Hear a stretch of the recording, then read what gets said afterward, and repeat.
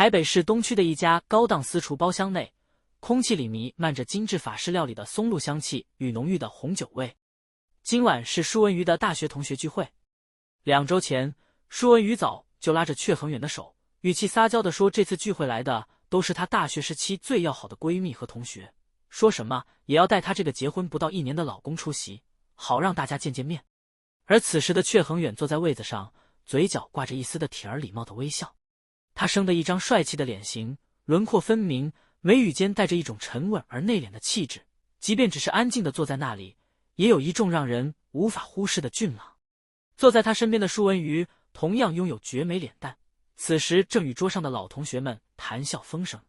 酒精在包厢内催化着气氛，喧闹声渐拔高。就在这时，舒文瑜放在桌面上的手机突然剧烈震动起来，荧幕画面上显示着一串没有名字的室内电话号码。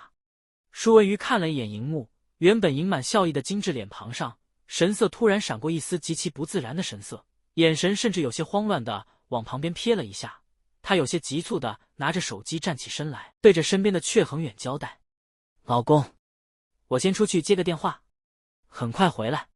说完，舒文瑜便抱着皮包，步伐显得有些匆忙地拉开包厢沉重的木门走了出去。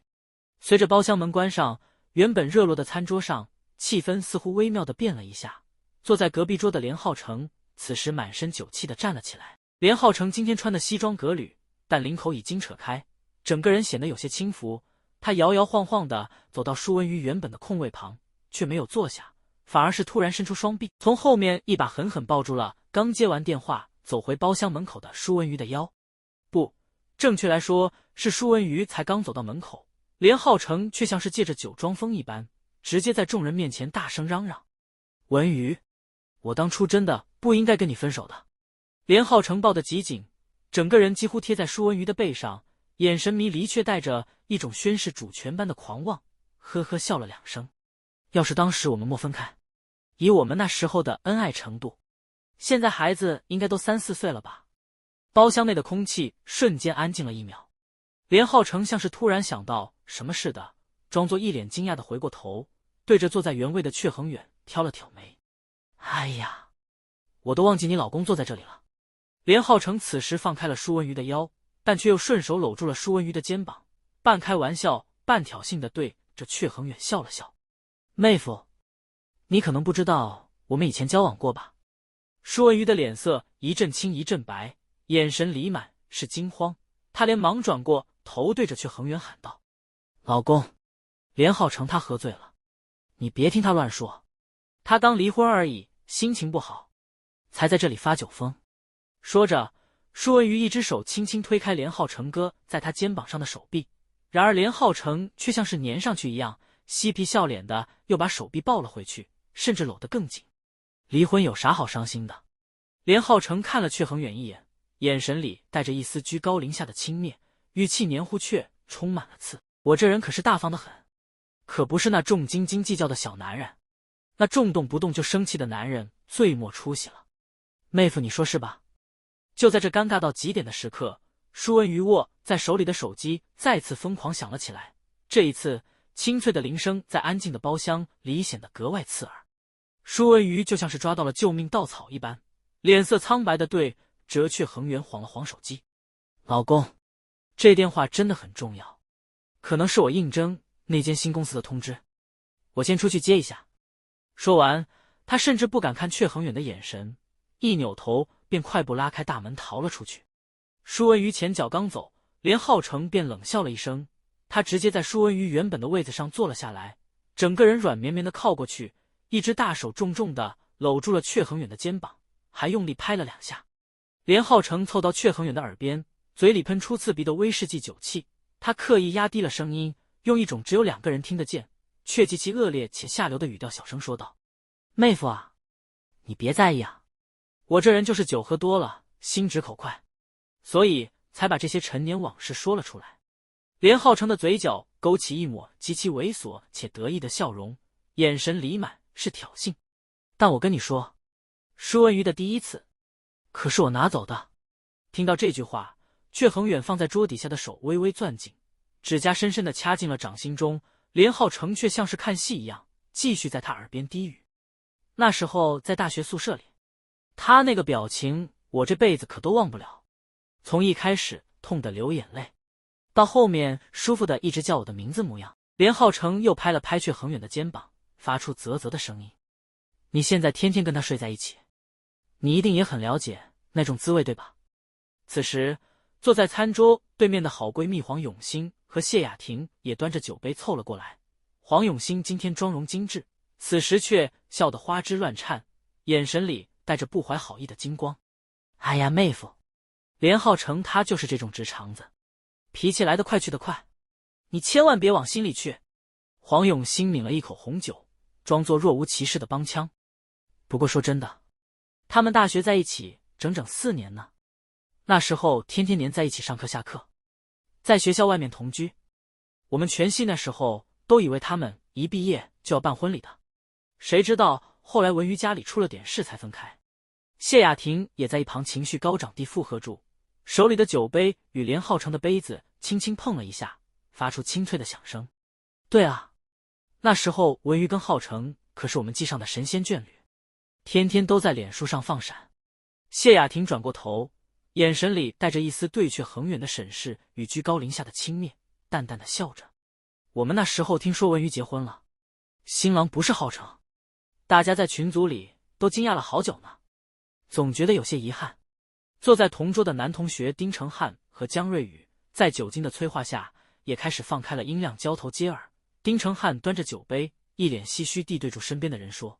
哎，你还记不记得大3那年跨年，连浩成载着舒文瑜去垦丁，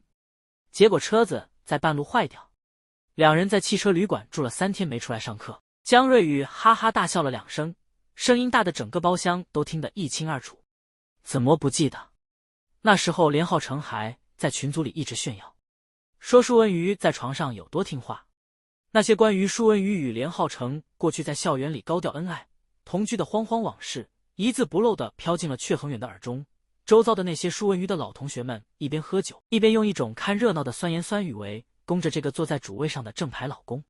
每个人看向阙恒远的眼神都带着一种同情中夹杂着嘲弄的微妙神色。阙恒远将这些人的神情、语气尽收眼底，他那张精致的校草脸上，原本礼貌的微笑渐渐隐去，取而代之的是一种超乎常人的沉着与冰冷。他没有当场掀翻桌子，也没有像个泼妇一样破口大骂，他只是缓缓的一根一根的挪开了连浩成搭在自己肩膀上的大手。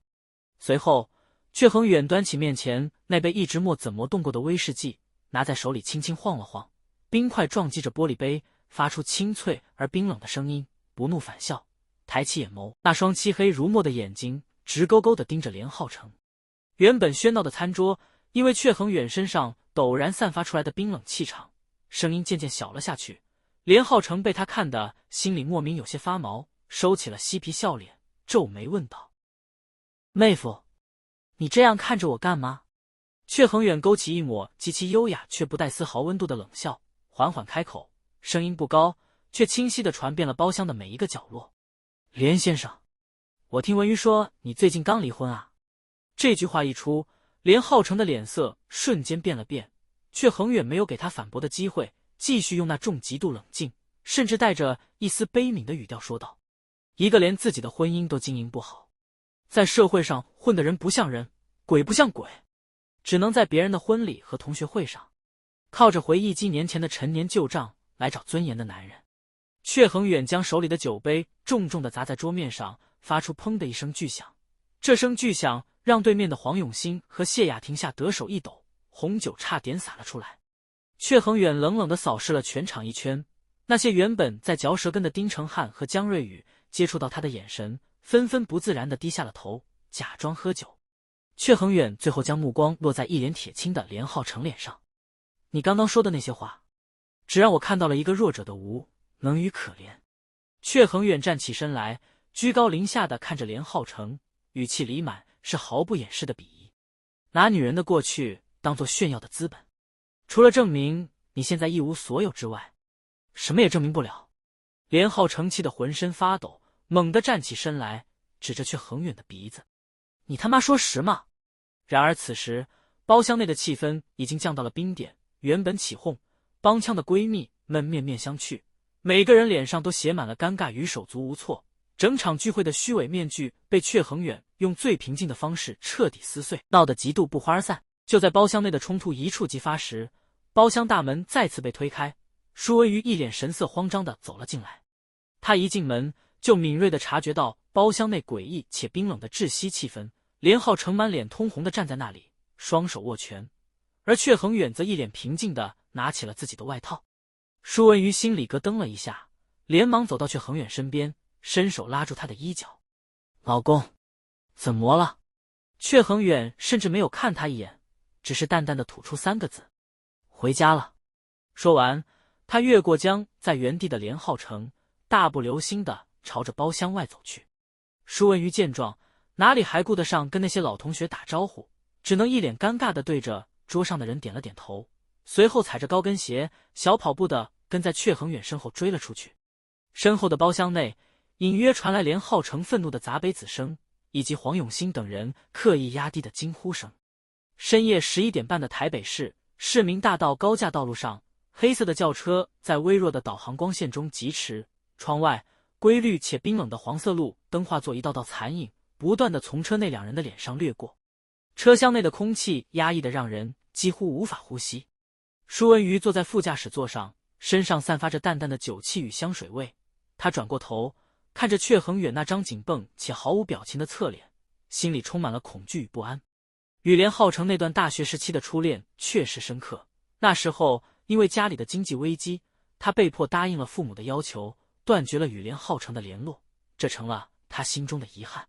但自从和阙恒远结婚后，他是真的想定下心来，和眼前这个沉稳的男人好好过一辈子的。他今晚带阙恒远出席，真的没想到连浩成会突然出现，更没想到连浩成会借酒装疯，说出那些下流的话。舒文瑜交叠在膝盖上的双手用力地搅在一起，试图打破这份令人窒息的沉默。老公，你别生气了。舒文瑜的语气里带着一丝讨好与委屈，小心翼翼地开口。连浩成今天真的是喝多了，他刚离婚，整个人精神状况都不太好，在包厢里才会那样胡言乱语。我和他早就已经是过去式了，自从毕业后我们就再也没有联络过。阙恒远双手稳稳地握着方向盘，双眼直视着前方的道路，对他的解释没有做出任何回应。车速在深夜的高架桥上渐渐加快，轮胎与地面摩擦的声音在安静的车内显得格外清晰。舒文瑜见他不说话，心里更加慌张，有些急躁地继续说道：老公，你真的别往心里去，黄永兴他们也只是爱开玩笑，大家大学同窗4年，说话比较没有分寸。你今天在包厢里那样说，大家以后在同学圈里变得很尴尬。阙恒远依旧沉默着，那种冰冷的沉默像是一把无形的钝刀，一下又一下地割在舒文瑜的神经上。舒文瑜深吸了一口气，试图转移话题，用一种带着一丝讨好与期待的语调说道：老公，其实我刚刚出去接的那通电话是应征新公司的面试通知。他看着阙恒远，眼神里闪烁着光芒，急切地想要证明自己。我最近不是一直在准备换工作吗？刚刚那间大公司的 HR 亲自打电话给我，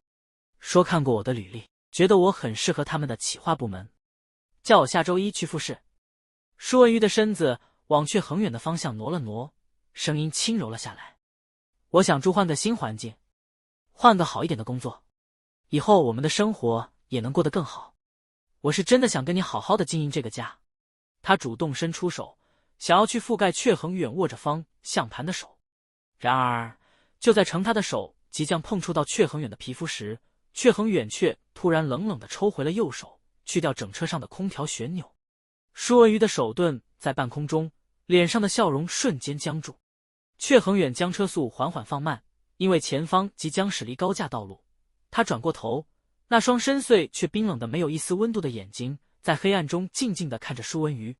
应征新公司。阙恒远的声音低沉而沙哑，在压抑的车厢内响起。舒文瑜连忙点头：对啊，是一间规模很大的外商投资公司，福利很好的。